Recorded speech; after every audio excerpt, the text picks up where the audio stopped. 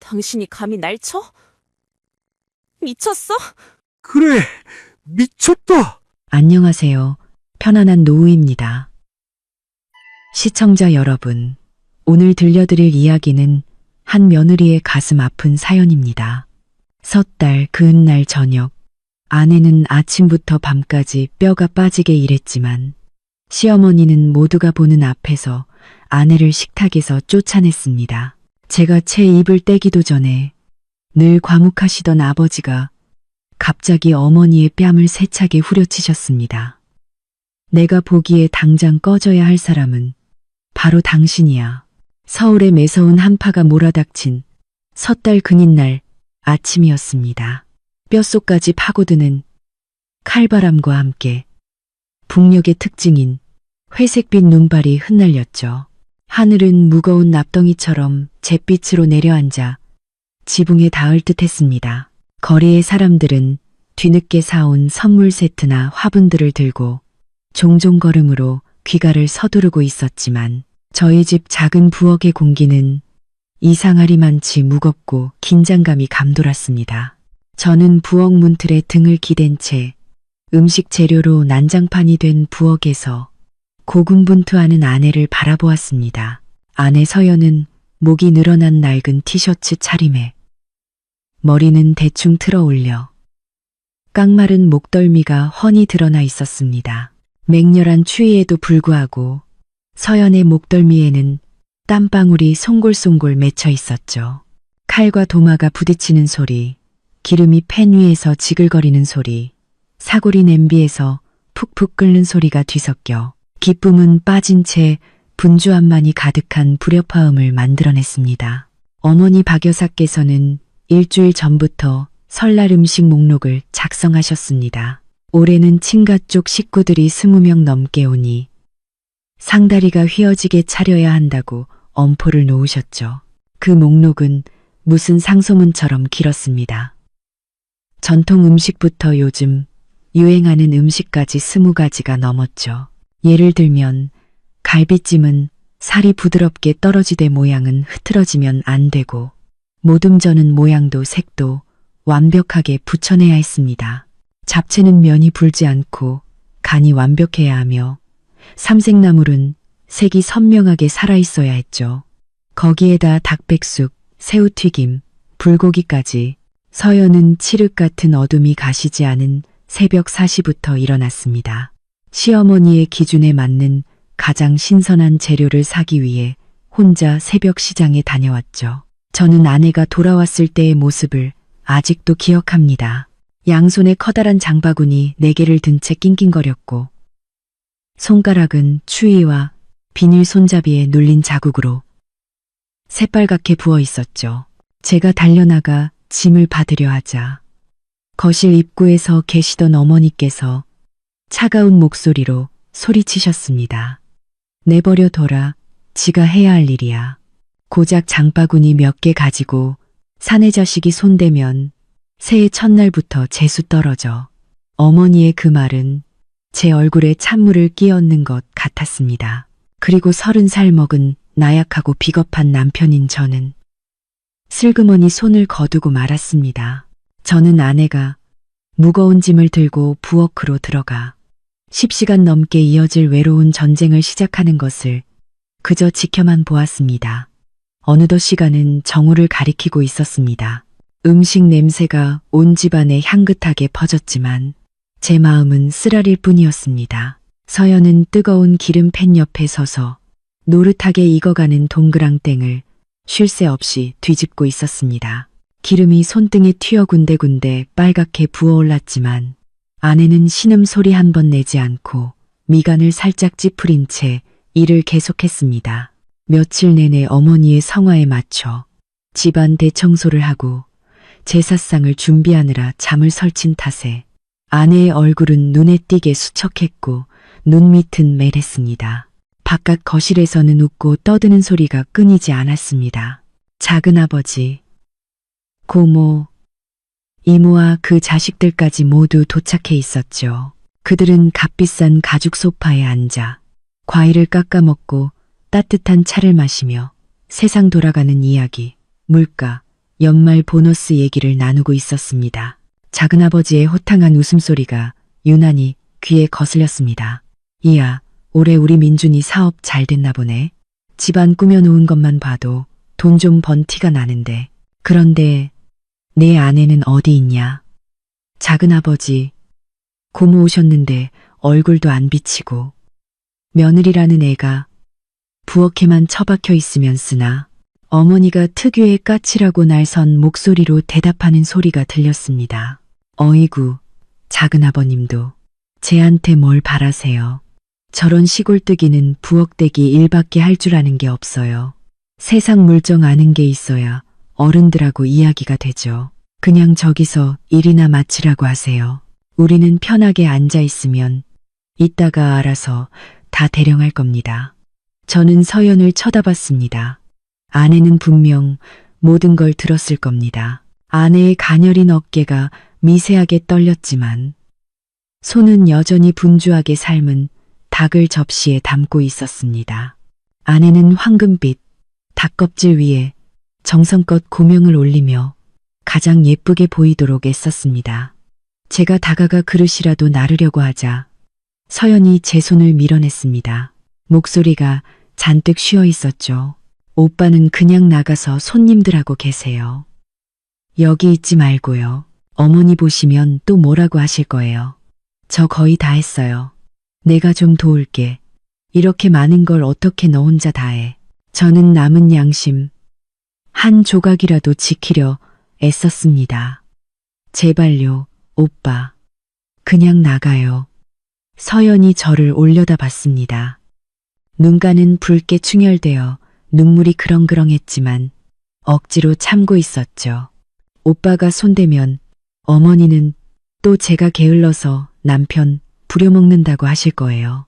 전 이제 익숙해요. 그냥 있다가 조용히 밥 한 끼 먹을 수 있기만 하면 좋겠어요. 저는 그 눈빛 앞에서 얼어붙었습니다. 서연의 체념은 하루 이틀 만에 생긴 것이 아니었습니다. 그것은 지난 3년간의 며느리 살이 동안 쌓인 서름과 제 자신의 나약함이 만들어낸 결과물이었습니다. 저는 등을 돌려 부엌을 나왔고 아내를 자욱한 기름 연기와 고독 속에 홀로 남겨두었습니다. 무력감이 온몸의 세포 하나하나를 파고들었고 제 자신이 너무나 한심하게 느껴졌습니다. 거실은 자욱한 담배 연기로 가득했습니다. 아버지께서는 가장 구석진 소파 자리에 조용히 앉아 계셨습니다. 손에는 신문을 들고 계셨지만 눈은 허공의 한 점을 무심히 응시하고 있었죠. 아버지는 평생 과묵하신 분이었습니다. 그저 출퇴근하며 월급을 어머니께 가져다 주는 게 전부였죠. 집안의 크고 작은 모든 일은 어머니의 손에 의해 결정되었습니다. 아버지는 어머니가 서연을 대하는 방식, 심지어 자신을 대하는 방식에 대해서도 단 한 번도 개입한 적이 없으셨습니다.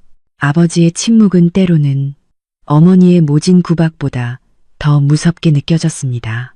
어이 민준이, 이리 와서 작은아버지랑 새해맞이 술 한잔 해야지. 작은아버지가 손짓하며 저를 불렀습니다. 저는 억지 미소를 지으며 다가가 앉았습니다.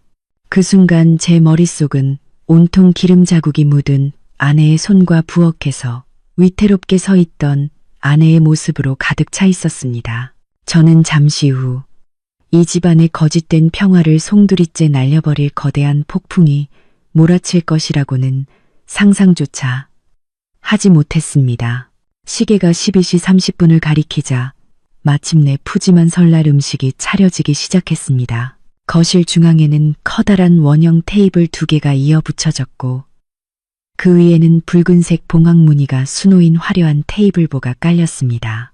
상위에는 누가 보더라도 요리한 사람의 솜씨에 감탄할 만한 진수성찬이 펼쳐졌습니다. 잘 익은 갈비찜의 달콤한 향이 모둠전의 고소한 냄새와 어우러지고 잡채에 들어간 후추의 알싸한 향이 온 집안에 퍼져 겨울날의 냉기를 몰아냈습니다. 행운을 상징하는 붉은 대추와 잣으로 장식된 약식이 먹음직스럽게 놓여 있었고 그 옆에는 파릇한 삼색나물과 통통한 새우튀김이 조화롭게 자리 잡고 있었습니다. 사람들이 식탁으로 우르르 몰려들었습니다. 의자 끄는 소리, 수저 부딪히는 소리가 요란하게 울렸죠. 모두가 맛있는 음식을 맛볼 생각에 들뜬 표정이었습니다. 어머니는 짙은 자두색 한복을 곱게 차려입고 목에는 반짝이는 진주 목걸이를 건 채 이리저리 오가며 사람들의 자리를 지정해 주셨습니다. 작은 아버님은 상석에 앉으세요. 민준이 아버지 옆에요. 고모는 여기 앉고 얘들은 저쪽 상으로 가서 널찍하게 앉아라. 저는 서연을 도와 마지막 음식들을 날랐습니다. 서연은 김이 모락모락, 나는 커다란 닭백숙 그릇을 들고 있었습니다.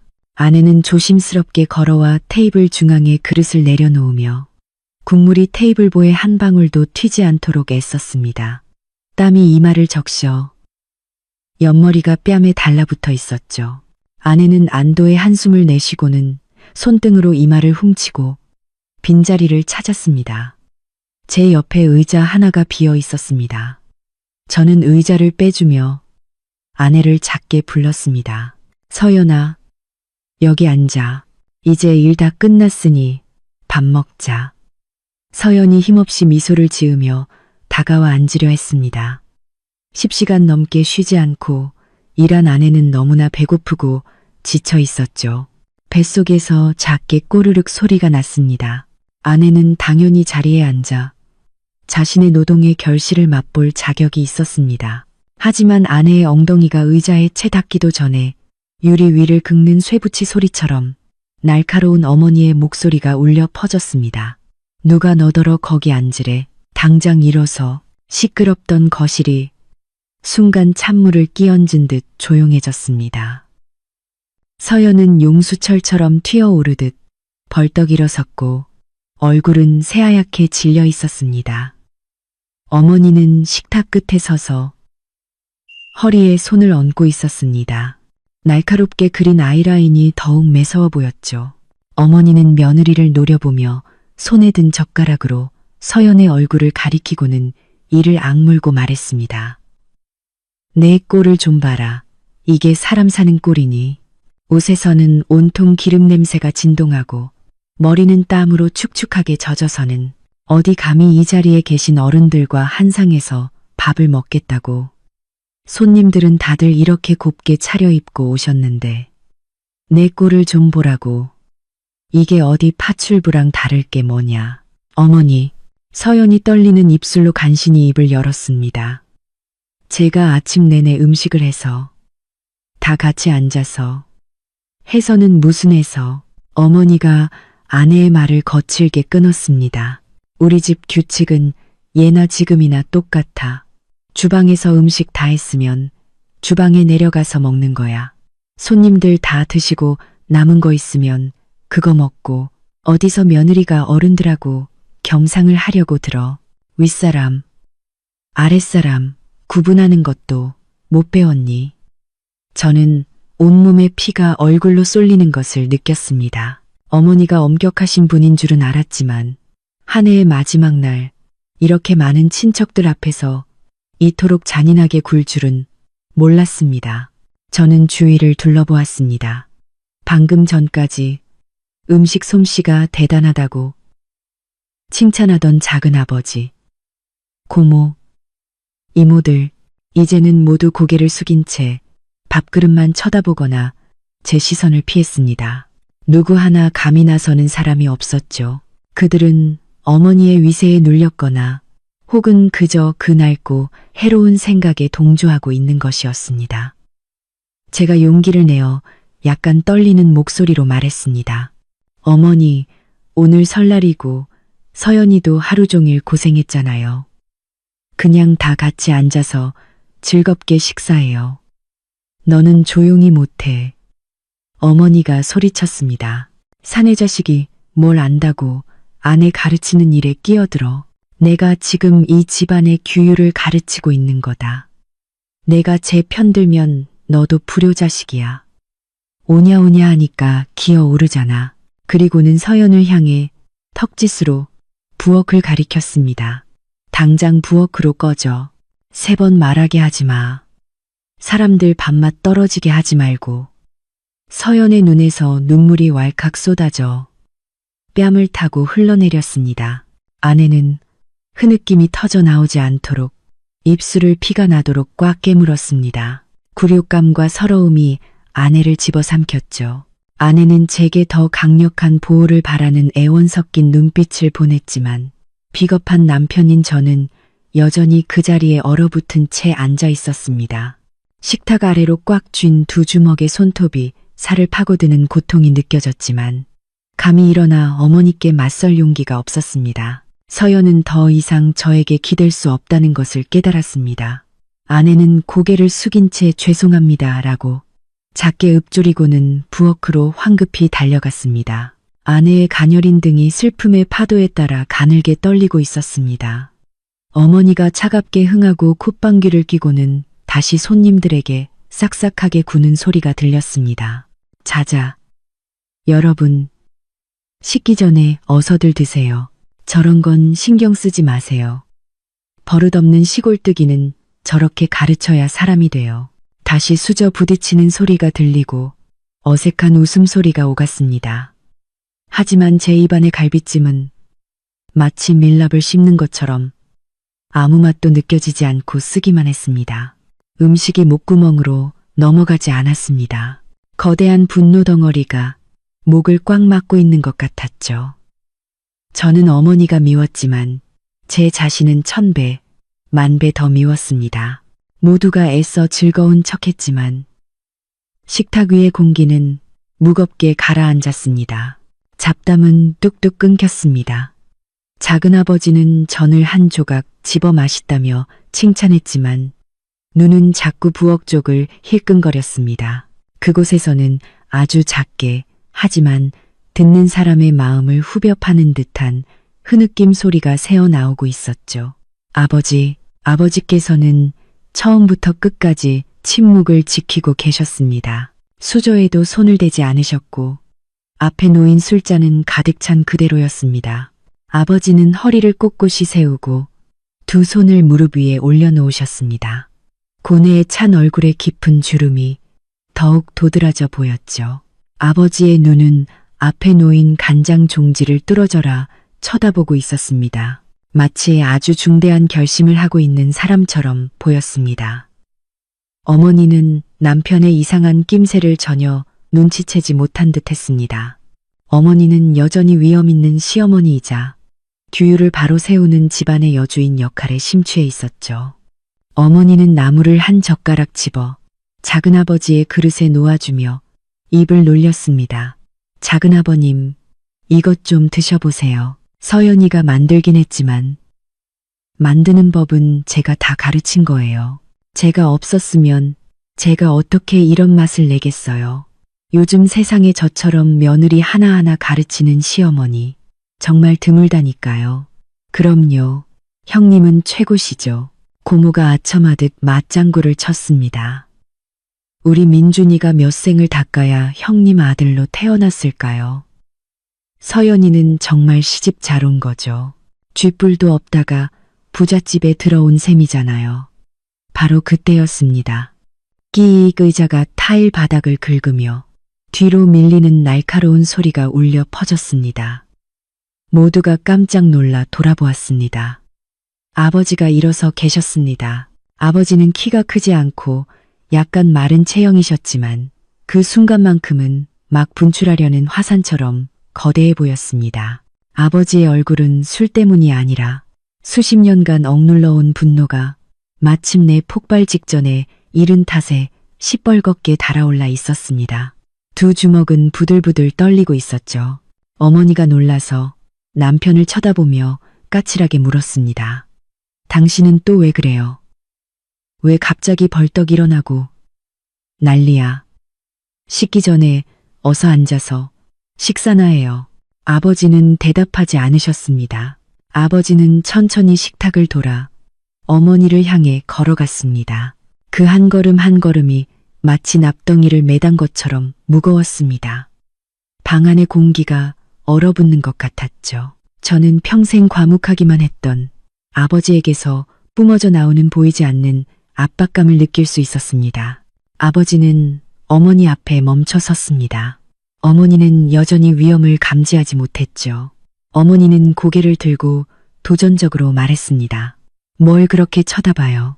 당신도 저 며느리 편들려고. 내가 분명히 말하는데 이 집안은 짝. 어머니의 말을 끊으며 메마른 파열음이 울려 퍼졌습니다.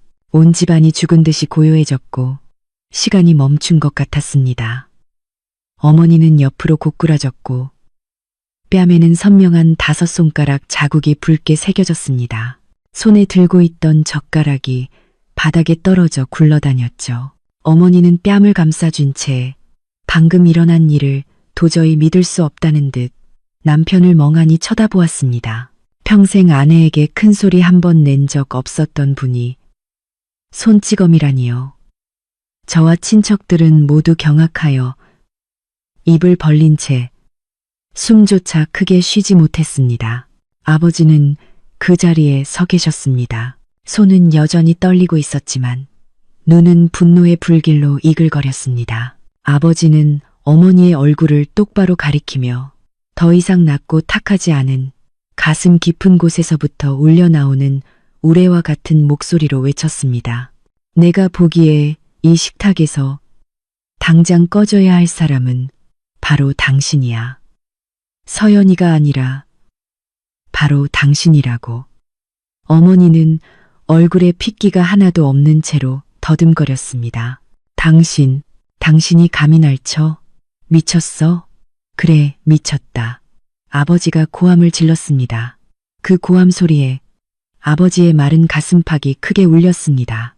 내가 30년 동안 당신의 그 지독한 악랄함과 이기심을 참아온 것에 미쳤고, 당신이 내 어머니를 못살게 굴어 돌아가시게 만들고, 이제는 내 며느리까지 똑같이 괴롭히려는 것에 미쳤다.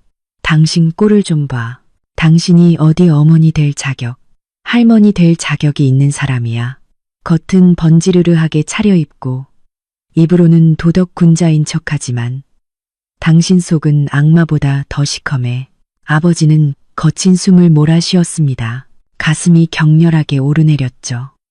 아버지는 부엌문 뒤에 수목업에 질린 채 밖을 내다보고 있는 서연을 가리켰습니다.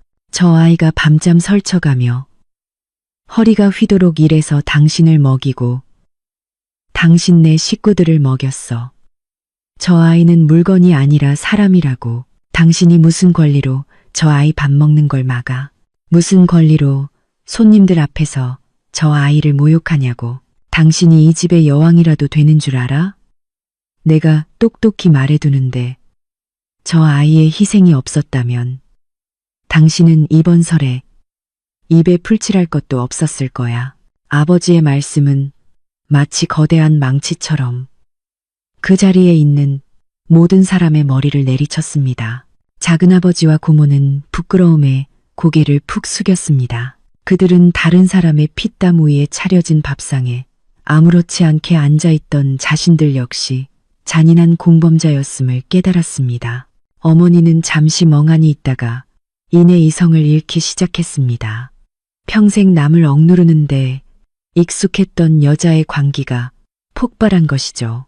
어머니는 남편에게, 그것도 모든 친척이 보는 앞에서 망신을 당한 것을 받아들일 수 없었습니다. 침묵은 어머니의 날카로운 비명과 함께 깨졌습니다. 어머니는 벌떡 일어나 산발이 된 채로 미친 사람처럼 아버지에게 달려들어 핥히기 시작했습니다. 이 천하의 몹쓸 인간아, 네가 감히 날 때려. 내가 이 집안을 위해 평생을 희생했어. 내 옷가지부터 밥까지 다 챙겨주고 내 대를 이을 아들까지 낳아줬는데 이제 와서 나한테 이래? 며느리 편들면서 마누라를 때려.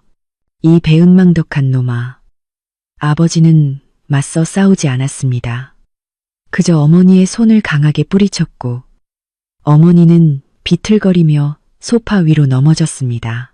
아버지는 경멸이 가득한 눈으로 어머니를 내려다보며 꼿꼿이 서 있었습니다. 희생? 2번 다시 그 입으로 희생이라는 단어 꺼내지 마. 당신이 희생을 했어. 아니면 이 집안을 독재했어. 당신은 날 허수아비로 만들었고 민준이는 마마보이로 만들었지. 그리고 당신은 내 어머니를 못살게 굴었어. 늙고 병들어 돈 못 번다고 매일같이 구박했지. 이제는 서연이의 영혼까지 죽이려는 거야. 똑똑히 들어. 사람의 인내심에는 한계가 있는 법이야. 오늘은 나도 더 이상 당신을 봐주지 않을 거야. 아이들이 겁에 질려 울음을 터뜨리기 시작했습니다. 전례 없는 아수라장이었죠. 맛있는 음식으로 가득했던 상차림은 이제 우스꽝스럽고 불필요한 존재가 되어버렸습니다. 그릇들은 밀쳐져 엉망이 되었고 국물은 테이블보 위로 쏟아져 마치 핏자국처럼 얼룩졌습니다. 어머니는 폭력으로는 남편을 이길 수 없다는 것을 깨닫자 자신의 전매 특허인 드러눕기 신공을 펼치기 시작했습니다. 어머니는 바닥에 벌러덩 누워 손발을 타일 바닥에 내리치며 구슬프게 울부짖었습니다. 아이고, 하늘이시여, 땅이시여, 내가 어떻게 해야 이 사람들 마음에 들게 살 수 있단 말인가. 남편하고 아들이 한패가 돼서 나를 이렇게 때리는데 내가 그냥 죽어버려야지. 빚도 없는 이 세상, 내가 죽어야 끝나지. 어서 날 죽여라. 이 집은 내가 한 푼 두 푼 아껴가며 일군 집인데 이제 와서 나를 쫓아내려고 해. 어머니는 울면서 자신의 공로를 늘어놓기 시작했습니다. 옛날에 자기가 뼈 빠지게 일해서 남편을 공부시켰다는 둥, 먹을 것 안 먹고 입을 것 안 입어가며 이 집을 장만했다는 둥, 어머니는 아주 먼 옛날 이야기까지 모두 꺼내어 자신을 피해자로 만들었습니다. 어머니는 일부러 더 크게 울어서 이웃들이 듣게 하려 했습니다. 그들이 와서 자신이 가정폭력을 당하는 장면을 목격하게 하려는 속셈이었죠. 친척들이 웅성거리기 시작했습니다. 아무리 그래도 피는 물보다 진하다고. 그들은 결국 타지. 사람인 며느리보다는 자신들의 핏줄 편을 들었습니다. 고모가 달려가 어머니를 부축하고 가슴을 쓸어주며 아버지를 나무랐습니다.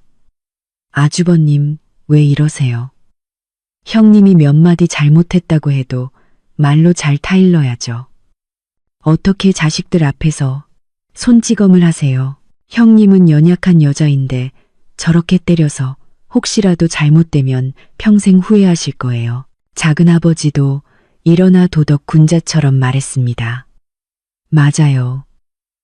형님, 너무 흥분하셨어요. 형수님도 다 며느리 버릇 좀 가르쳐서 제대로 만들려고 그러신 거잖아요. 의도는 좋았는데 방법이 좀 거칠었던 거죠. 아내를 때린 건 형님이 잘못한 거예요. 어서 형수님께 사과하고 집안 조용히 만드세요. 아버지는 냉소를 지었습니다. 그 웃음에는 비아냥과 씁쓸함이 가득했죠. 사과, 나는 오늘 내가 한 올바른 행동에 대해 절대로 사과하지 않을 거요. 당신들은 내 동생들이오. 당신들은 모든 걸 봤지만 못 본 척했지. 당신들도 자기 배 채울 생각, 자기 이익 챙길 생각만 했지. 서연이에 대한 인간적인 정은 눈꼽만큼도 없었어. 당신들이나 고모 노릇, 작은아버지 노릇 제대로 하고 있는지 돌아보시오. 아버지가 한 명 한 명 똑바로 쳐다보자. 모두가 제 발저려 시선을 피했습니다. 그 와중에도 어머니는 자신을 편들어주는 사람이 생기자 더 큰 소리로 울부짖었습니다. 어머니는 방구석에 얼어붙은 채 서 있는 저를 손가락으로 가리켰습니다. 민준이, 너 이놈, 내 아비가 내 어미를 때리는데 넌 거기 서서 구경만 하고 있어? 이 불효자식아, 내 마누라가 너희 부자한테 무슨 요사스러운 약이라도 먹인 거지. 그렇지. 당장 내 마누라 머리끄덩이라도 잡고 끌고 나와. 내가 당장 전현을 쫓아내야겠어. 우리 집안 분란 일으키는 며느리는 필요 없어. 저는 그 자리에 서서 머릿속이 빙빙 도는 것을 느꼈습니다. 한쪽에서는 미친 듯이 울부짖는 어머니, 다른 한쪽에서는 극도로 분노한 아버지. 그리고 부엌에서는 아내가 극심한 고통을 견디고 있었습니다. 저는 부엌 문 쪽을 바라보았습니다. 문은 굳게 닫혀 있었죠. 문 너머의 침묵이 바깥의 울부짖음보다 더 두렵게 느껴졌습니다. 저는 지금 당장 무언가 하지 않으면 모든 것을 잃게 되리라는 것을 알았습니다. 저를 진심으로 사랑해준 유일한 여자를 잃게 될 것이었습니다. 하지만 제 발은 바닥에 못 박힌 듯 움직이지 않았습니다. 어릴 때부터 어머니에게 복종하던 습관이 무의식 깊숙이 박혀 저를 마비시켰습니다. 소리치고 싶었습니다. 아내를 지키고 싶었습니다. 하지만 목구멍이 쓰라리게 메어와 한마디도 할 수 없었습니다. 어머니의 울음소리, 아버지의 고함소리, 친척들의 수군거림이 뒤섞여 제 머릿속을 헤집었습니다. 한 해 중 가장 기다렸던 섣달 근인날의 저녁 식사는 끔찍한 비극으로 변해버렸습니다. 그리고 이 비극은 곧 드러날 끔찍한 비밀들의 시작에 불과했습니다. 어머니가 구슬프게 울부짖고 친척들이 그 주위에 모여 위로하는 동안 저는 여전히 거실 한가운데에 못 박힌 듯 서 있었습니다. 제 시선은 굳게 닫힌 부엌 문에서 떨어질 줄 몰랐죠. 저는 서연이 그 안에 있다는 것을, 울고 있다는 것을 알았지만 감히 다가갈 용기가 없었습니다. 보이지 않는 공포가 제 발을 묶고 있었습니다. 갑자기 부엌 문이 벌컥 열렸습니다. 서연이 걸어 나왔습니다. 아내는 기름 냄새 배인 낡은 옷 대신 단정한 평상복으로 갈아입고 있었습니다. 손에는 작은 핸드백이 들려 있었죠. 서연의 얼굴에는 더 이상 평소와 같은 체념이나 두려움이 없었습니다. 대신 싸늘할 정도로 평온한 표정이 자리 잡고 있었죠. 뚜렷한 눈에는 눈물 한 방울 없었지만 그 깊은 곳에는 극도의 절망과 공허함이 가득했습니다. 서연은 거실에 아수라장을 마치 존재하지 않는 것처럼 지나쳤습니다.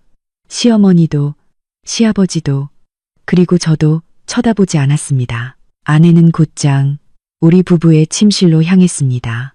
서연의 발걸음은 가벼웠지만 소란 속에서도 단호하게 울려 퍼졌습니다. 사람들은 잠시 말을 멈추고 아내를 쳐다보았습니다. 어머니는 서연이 지나가는 것을 보고 벌떡 일어나 소리쳤습니다. 너 어디가? 이 난장판을 만들어 놓고 도망가려는 거야? 거기 안 서. 서연이 멈춰 섰습니다. 아내는 고개를 돌려 시어머니를 보았습니다. 그 눈빛은 너무나 차가워서 어머니마저 움찔하게 만들 정도였죠. 쫓아내지 않으셔도 제가 알아서 나갈게요. 서연은 가볍지만 한 글자 한 글자 또렷하게 말했습니다. 그 말을 마친 아내는 침실로 들어가 문을 쾅 닫아버렸습니다.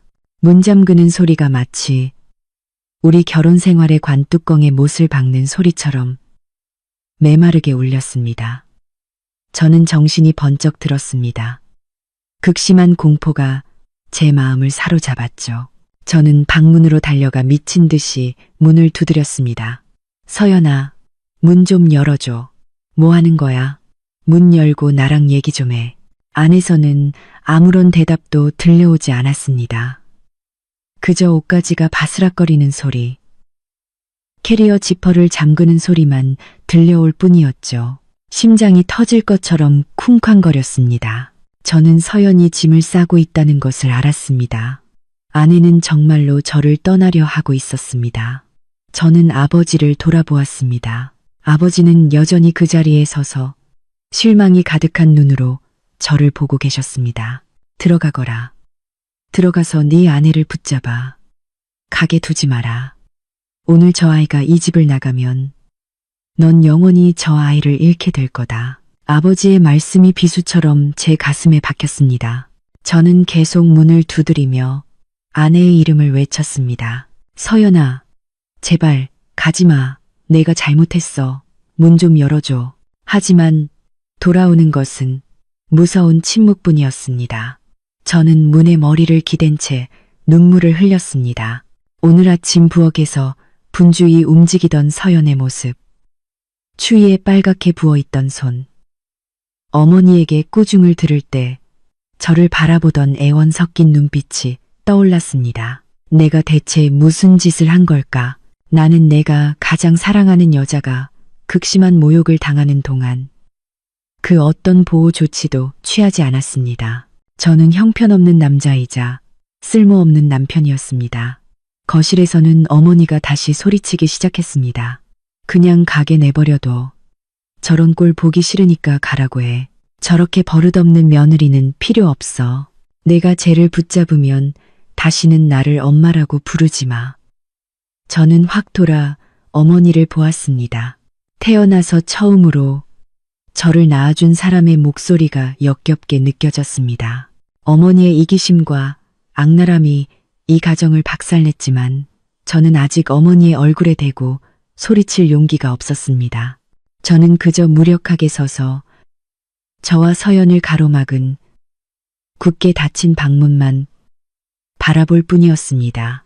제가 방문 앞에서 넋을 잃고 서 있자 고모와 이모, 작은아버지가 몰려들었습니다. 그들은 제 고통이나 서연의 절망에는 관심이 없었습니다. 그들은 오직 자신들이 숭배하는 집안 체면과 가짜 위계 질서에만 관심이 있었죠. 고모가 제 팔을 잡아 끌며 달콤하지만 강압적인 목소리로 말했습니다. 민준아, 네가 아내를 잘 가르쳐야지. 어떻게 어머니한테 저런 태도를 보이게 해? 네 어머니가 화를 내신 것도 다 너희 잘 되라고 그러시는 거지. 어서 들어가서 서연이한테 어머니께 사과하라고 해. 부부싸움은 칼로 물베기라잖아. 누가 섣달 그날에 집을 나가니 남들이 보면 흉봐. 작은아버지는 제 어깨를 툭 치며 어른 행세를 했습니다. 맞아, 조카. 자식된 도리로 효도가 으뜸이야. 어머니가 틀린 말씀을 하셔도 들어야 하는 법인데 하물며 맞는 말씀을 하셨겠지. 며느리라는 애가 감히 시어머니한테 눈을 부릅뜨는 건 절대 안 될 일이야. 네가 단호하게 나가야 해. 남자는 집안의 기둥인데 아내가 머리 꼭대기에 올라앉게 둬선 안 돼. 네가 그렇게 유약하게 굴면 집안 망하는 거야. 이모가 까칠한 목소리로 거들었습니다.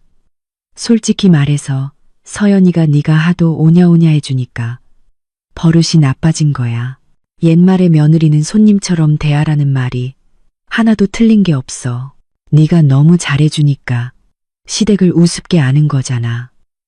지금 당장 쟤 끌고 나와서 형님 앞에 무릎 꿇고 사과하게 해. 그래야 형님이 용서해 주실지도 몰라. 어디 집 나가는 며느리를 누가 받아주겠어. 그 말들은 마치 바늘처럼 제 귀를 찔렀습니다.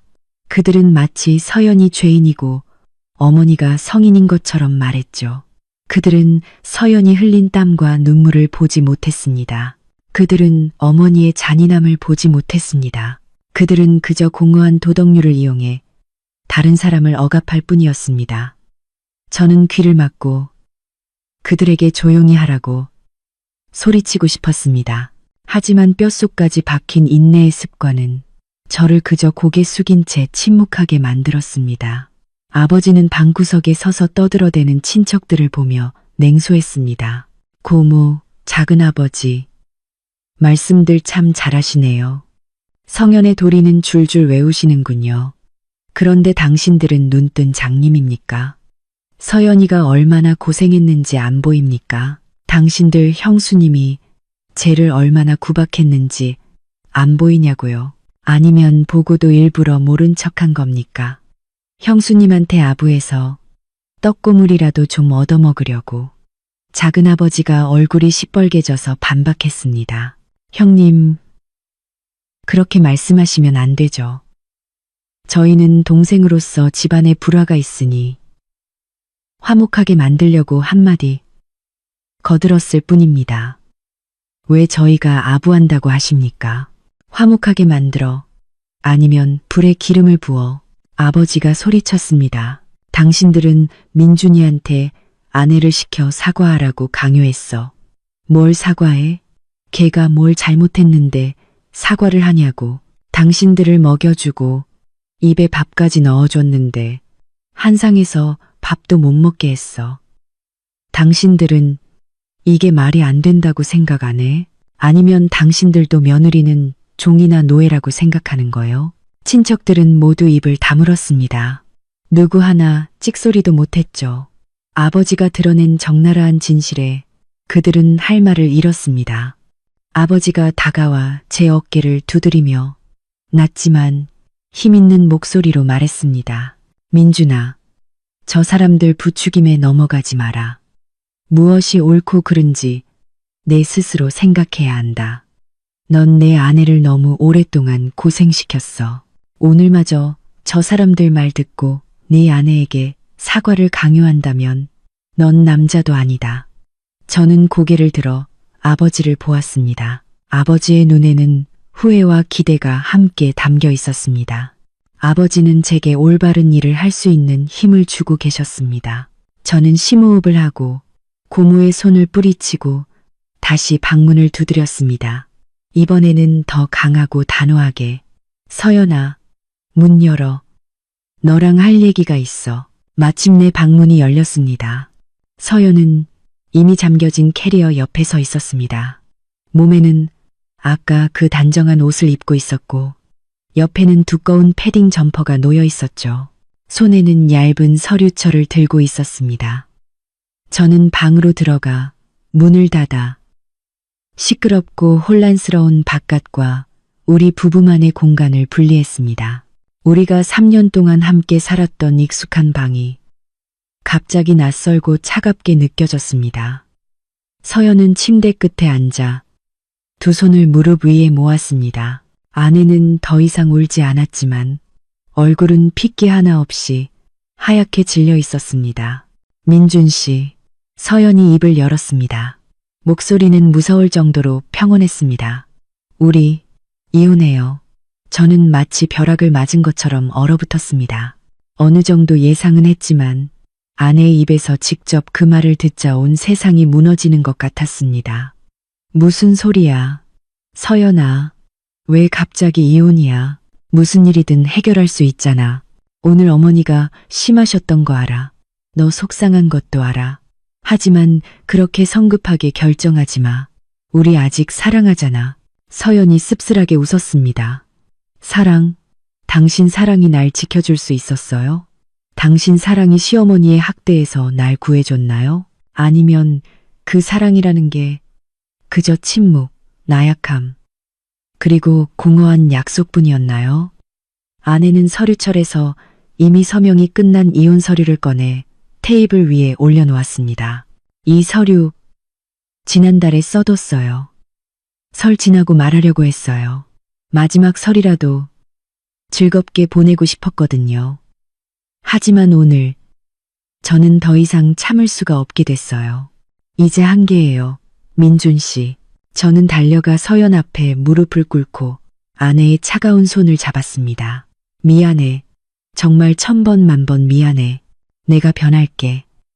다시는 어머니가 너 힘들게 하지 못하게 할게. 제발 한 번만 더 기회를 줘.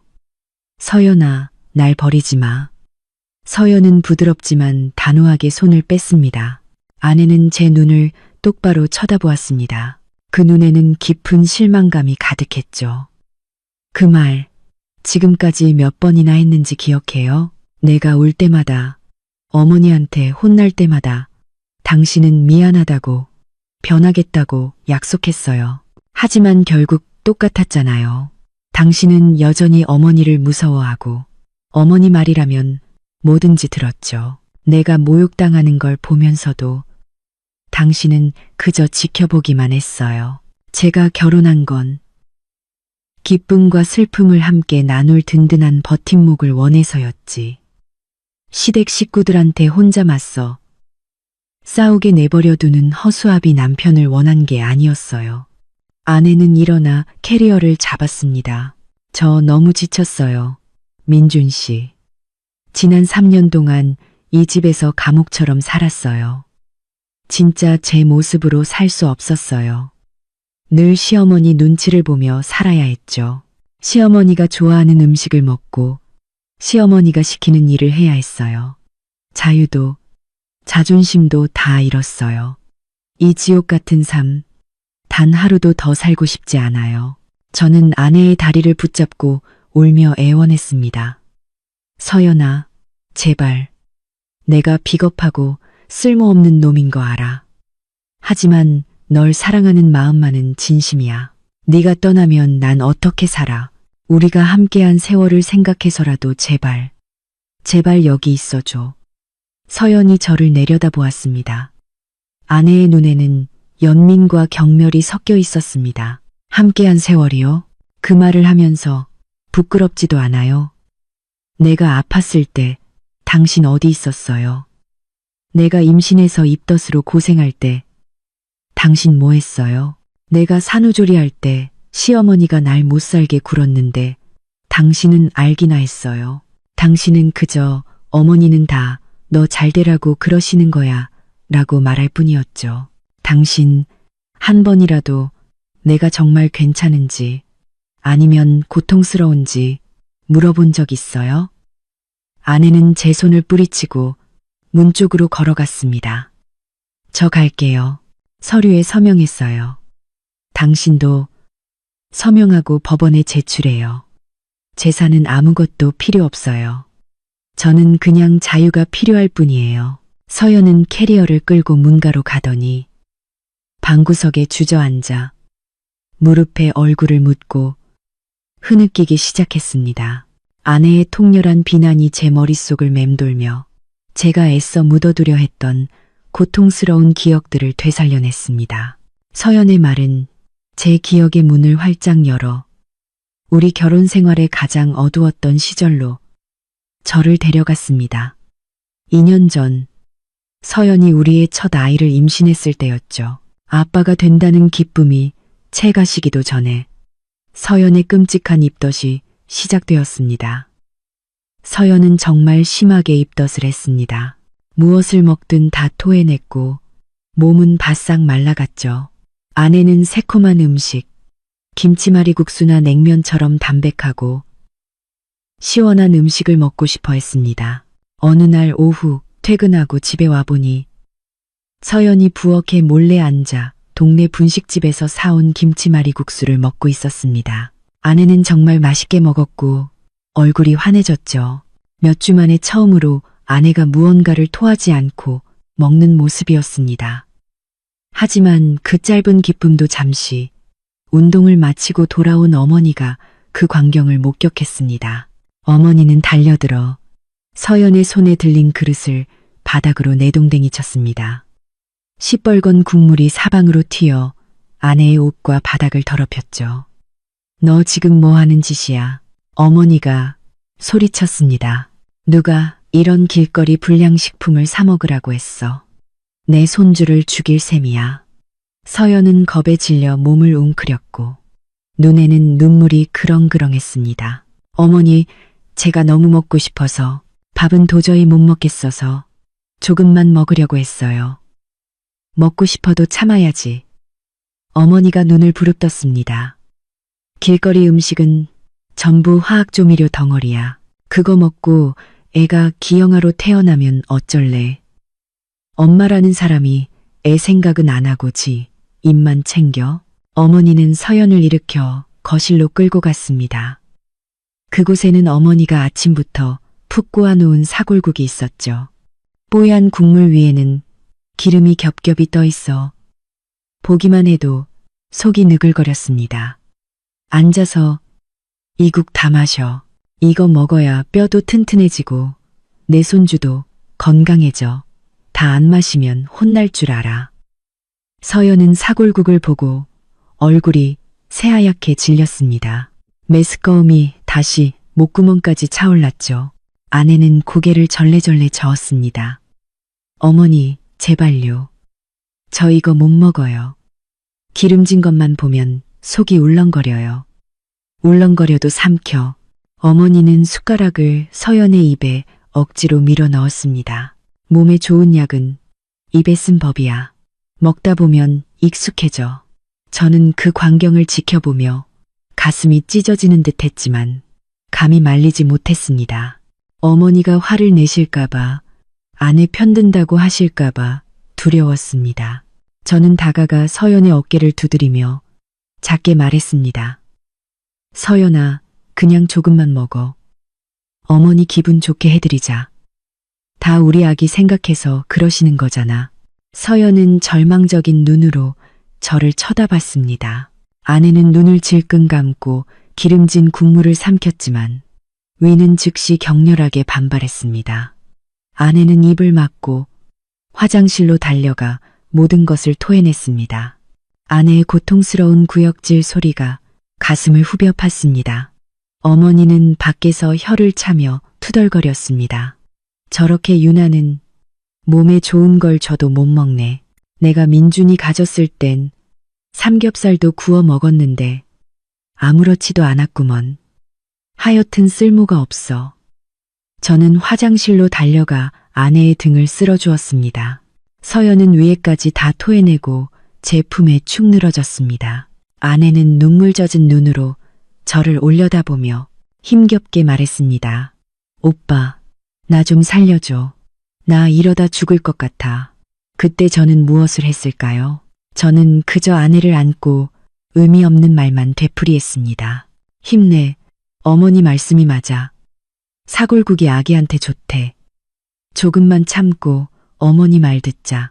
저는 아내를 지키기 위해 일어서지 못했고 어머니에게 아내가 원하는 음식을 먹어야 한다고, 어머니가 좋다고 생각하는 음식이 아니라 아내가 먹고 싶은 걸 먹어야 한다고 말하지 못했습니다.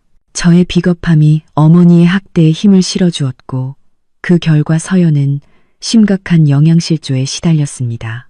뱃속의 아이도 그 때문에 약해져 결국 지킬 수 없었죠. 우리는 임신 3개월 만에 아이를 잃었습니다. 아이를 잃은 슬픔과 기름진 사골국에 대한 끔찍한 기억은 서연의 마음에 영원히 아물지 않는 상처가 되었습니다. 그리고 오늘 그 상처가 다시 찢어져 피를 흘리고 있었습니다.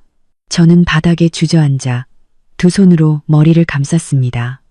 저는 정말 용서받지 못할 죄인이었습니다. 하지만 고통은 거기서 끝나지 않았습니다. 아이를 잃은 충격으로 서연은 한동안 우울증에 시달렸습니다. 그리고 1년이 넘게 지나서야 다시 임신할 용기를 냈죠. 이번에는 의사가 아내의 건강이 약하니 절대적으로 안정을 취해야 한다고 경고했습니다.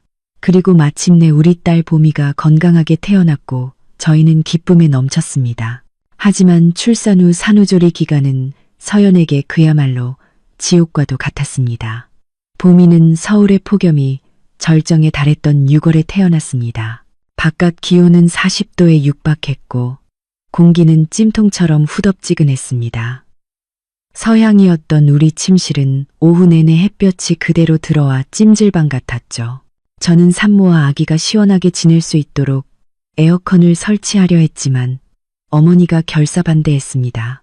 에어컨은 절대 안 돼. 어머니가 명령했습니다. 산모는 뼈마디가 다 열려 있어서 에어컨 쐬면 찬바람이 들어가. 나중에 늙어서 골병 들어. 그리고 신생아는 에어컨 바람 쐬면 폐렴 걸리기 쉬워. 그냥 부채질해 주는 게 최고야. 저는 설명하려 애썼습니다. 어머니, 이렇게 더우면 어른도 못 견디는데 아기는 오죽하겠어요. 요즘은 적정 온도로 에어컨 트는 게 더 좋다고 하잖아요. 네가 의사보다 더 잘 알아. 어머니가 제 말을 잘랐습니다. 서양 과학인지 뭔지 난 몰라. 옛날에 내가 너 낳았을 땐 지금보다 더 더웠어. 그래도 나 안 죽었잖아. 절대 설치하지 마. 네가 에어컨 설치하면 네 마누라랑 내 자식 잡는 거야. 그리고 저는 또 한 번 어머니의 말을 따랐습니다. 저는 아내와 딸이 끓는 듯한 더위를 견디게 내버려 뒀습니다. 서연은 어머니의 낡은 산후조리 방식에 따라 긴 소매 옷을 입고 양말을 신고 귀에는 솜을 틀어막아야 했습니다. 산모와 아기의 땀이 줄줄 흘렀죠. 보미는 너무 더워서 온몸에 땀띠가 났고 밤새도록 자지러지게 울었습니다. 서연은 제왕절개 상처의 통증과 수면 부족, 그리고 찜통더위 때문에 완전히 기진맥진했습니다. 절정은 어느 무더운 정오였습니다. 어머니는 서연에게 숯불을 쬐어야 한다고 했습니다. 어머니는 숯불 화루를 가져와 침대 밑에 두고 자궁 수축에 좋다며 불을 피웠습니다. 서연이 애원했습니다. 어머니, 너무 더워요. 숨을 쉴 수가 없어요. 숯불 좀 치워주세요. 어머니는 거실에서 태연하게 부채질을 하며 말했습니다. 참아, 다 너 좋으라고 하는 거지. 누구 좋으라고 하는 줄 알아. 여자는 산후조리 잘못하면 평생 후회해. 작은 방은 숯연기로 자욱했고 온도는 끔찍할 정도로 치솟았습니다. 서연은 머리가 핑 돌고 가슴이 답답해 숨쉬기 어려웠습니다. 아내는 도움을 요청하기 위해 문 쪽으로 기어갔지만 문고리를 잡기도 전에 바닥에 쓰러져 의식을 잃었습니다. 제가 퇴근하고 돌아와 바닥에 쓰러진 아내와 그 옆에서 자지러지게 우는 딸을 발견하고서야 허둥지둥 아내를 응급실로 데려갔습니다. 의사는 저의 무지함이 아내를 죽일 뻔했다며 저를 호되게 꾸짖었습니다. 서연은 열사병과 가벼운 일산화탄소 중독 증세를 보였습니다. 병원에서 깨어난 서연이 저를 보고 처음 한 말은 원망이 아니라 힘없는 애원이었습니다. 오빠, 나 친정에 보내줘. 나 이 집에 있다가는 정말 죽을 것 같아. 하지만 병문안을 온 어머니는 여전히 자신의 잘못을 인정하지 않았습니다. 어머니는 입을 삐죽이며 말했죠. 제 몸이 약해서 그런 거지. 숯불 때문에 그런 게 아니야. 옛날 어른들은 다 그렇게 했어. 그 냉담하고 무심한 태도는 서연의 마음에 깊이 새겨져 결코 풀 수 없는 한이 되었습니다. 그리고 오늘 아내가 떠나기로 결심했을 때 저는 그것이 아내가 오랫동안 갈망해왔던 해방이라는 것을 깨달았습니다. 전화벨 소리가 울리며 저의 고통스러운 회상을 끊었습니다. 저는 깜짝 놀라 화면을 보았습니다. 아버지의 형, 즉 큰아버지의 번호였습니다. 저는 잠시 망설이다 전화를 받았습니다. 수화기 너머로 큰아버지의 호령 같은 목소리가 들려왔습니다. 민준이냐? 너 지금 집에서 뭐 하는 짓이야? 내가 작은아버지랑 고모한테 전화 받고 다 들었다. 내 마누라가 집안을 이렇게 발칵 뒤집어 놓게 놔둬. 네가 이 집안의 가풍을 뭐라고 생각하는 거야. 저는 심호흡을 하며 겨우 평정심을 유지했습니다. 큰아버지, 저희 집안일은 저희가 알아서 해결하겠습니다. 해결은 무슨 해결? 큰아버지가 소리쳤습니다. 네가 집안의 가장이라는 놈이 그렇게 나약해서 마누라가 네 어미 머리 꼭대기에 올라앉게 만들어. 내가 너한테 명령한다. 내일 설날 아침에 당장 네 마누라 데리고 큰 집으로 와서 조상님께 사죄하고 집에 가서는 네 어머니께 무릎 꿇고 사죄해. 만약 그렇게 못하면 내 이름 족보에서 파버릴 줄 알아. 우리 집안은 저렇게 버르장머리 없는 며느리는 받아줄 수 없어. 제가 대답할 틈도 주지 않고 큰아버지는 전화를 뚝 끊었습니다. 그 후로 사촌 형제들에게서 수많은 메시지와 전화가 쏟아졌습니다. 휴대폰이 터질 것처럼 진동했죠. 민준아, 내 아내 좀 어떻게 해봐. 온 집안이 난리 났어. 너 어리석게 마누라 말 듣지 마라. 어머니 늙으셨는데 조금 맞춰드리는 게 뭐 어렵다고. 아내는 갈아치우면 그만이지만 부모는 영원한 거야. 네가 어머니 버리고 아내 따르면 천하의 불효자식이 되는 거야. 그 말들은 사방에서 날아오는 독화살 같았습니다. 그들은 혈연과 도리를 명분으로 다른 사람을 억압하고 통제하고 상처 입혔습니다. 그들은 단 한 번도 제 아내의 입장이 되어 본 적 없고 아내의 고통을 이해하려 하지 않으면서 다른 사람의 인생을 멋대로 판단하고 결정할 권리가 있다고 생각했습니다. 저는 손에 든 휴대폰을 보며 역겨움을 느꼈습니다. 이른바 가족이라는 것은 사실 낡아빠진 봉건적인 사상으로 약한 사람들을 봐자매는 쇠사슬에 불과했습니다. 저는 서연의 절망적인 눈빛을 떠올렸습니다. 아버지의 말씀도 떠올랐습니다. 무엇이 옳고 그른지 네 스스로 생각해야 한다. 저는 결심했습니다. 휴대폰 전원을 끄고 유심칩을 빼서 침대 위로 던져버렸습니다. 마음속에 작은 해방감이 피어올랐습니다. 태어나서 처음으로 저는 그 억압적인 세상과의 연결을 끊을 용기를 냈습니다. 저는 더 이상 그 어떤 공허한 설교도 듣고 싶지 않았습니다. 너무 늦기 전에 저의 작은 가정을 지켜야 했습니다. 저는 베란다로 나갔습니다. 하늘은 이미 완전히 어두워졌고 노란 가로등 불빛에 앙상한 나뭇가지를 비추고 있었습니다. 차가운 바람이 얼굴을 때려 정신이 번쩍 들었습니다. 아버지가 그곳에 서서 담배에 불을 붙이고 계셨습니다. 어둠 속에서 붉은 담뱃불이 외로운 눈동자처럼 깜빡였습니다. 아버지는 길게 담배를 빨아들인 후 허공으로 연기를 뿜어냈습니다. 담배 연기는 차가운 바람에 금세 흩어졌죠. 아버지는 돌아보지 않았지만 제가 뒤에 서 있다는 것을 아는 듯 했습니다. 전화 껐느냐? 아버지가 낮은 목소리로 물었습니다. 네, 아버지. 더 이상 듣고 싶지 않아서요. 제가 대답하며 아버지 곁으로 다가가 섰습니다. 아버지는 작게 고개를 끄덕였습니다. 잘했다. 들어봤자 귀만 더러워지지. 그들이 우리 인생 대신 살아주는 것도 아니잖니. 아버지는 담배를 한 모금 더 빨고는 저를 돌아보았습니다. 희미한 불빛 속에서 저는 아버지의 눈이 붉게 충혈되고 눈물이 고여 있는 것을 보았습니다. 아버지가 우는 것은 처음 보는 것이었습니다. 민준아, 아버지가 목이 맨 목소리로 이야기를 시작했습니다. 내가 오늘 왜 네 어머니를 때렸는지 아느냐?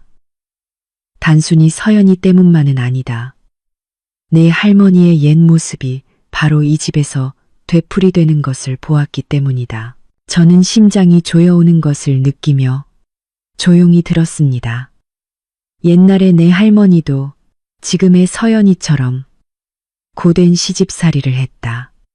내 어머니는 영화에 나오는 악독한 시어머니들보다 더하면 더했지.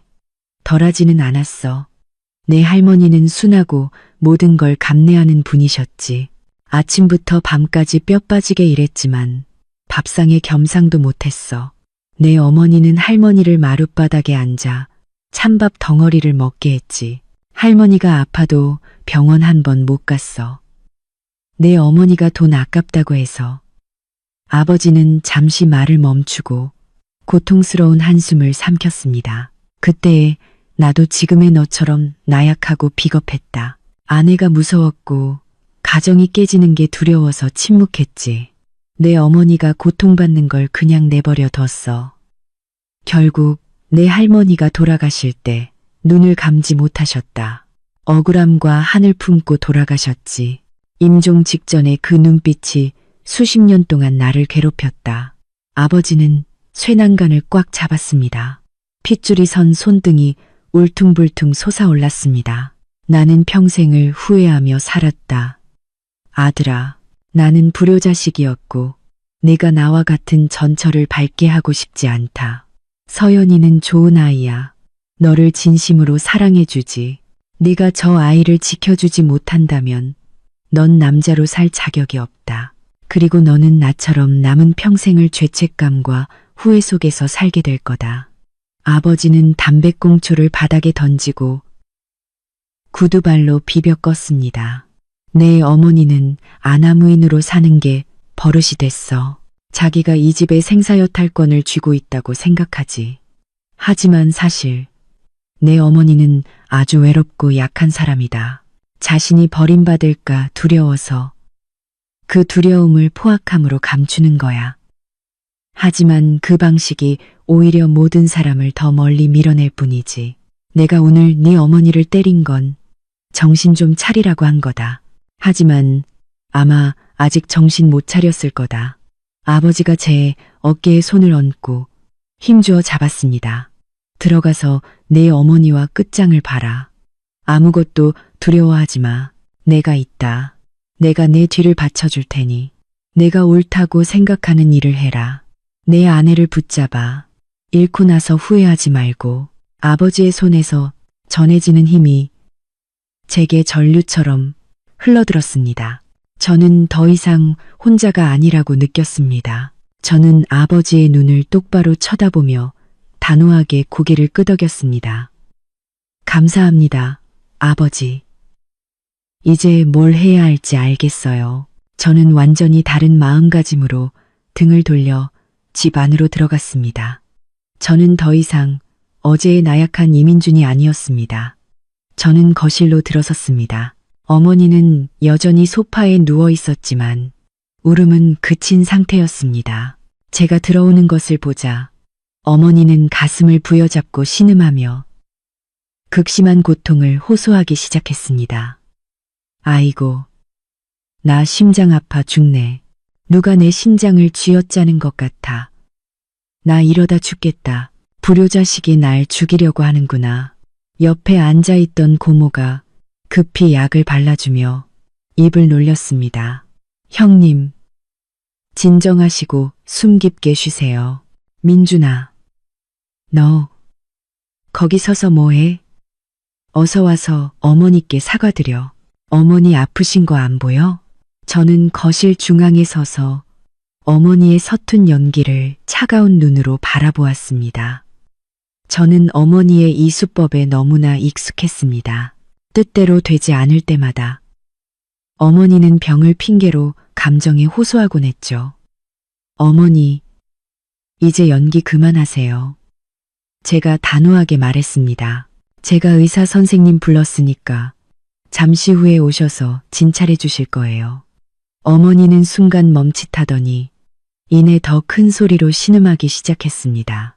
네가 날 연기한다고? 나 진짜 아파. 네가 날 연기한다고 해. 내가 여기서 당장 죽어야 네 속이 시원하겠니? 어머니가 벌떡 일어나 저를 손가락으로 가리켰습니다. 좋아, 내가 살기를 바라지. 그럼 내가 말하는 3가지 조건대로 해. 안 그러면 내가 여기서 혀 깨물고 죽어버릴 테니까. 저는 팔짱을 끼고 기다렸습니다. 무슨 조건인데요? 말씀하세요. 어머니는 심호흡을 하고 평소에 위험 있는 말투를 되찾았습니다.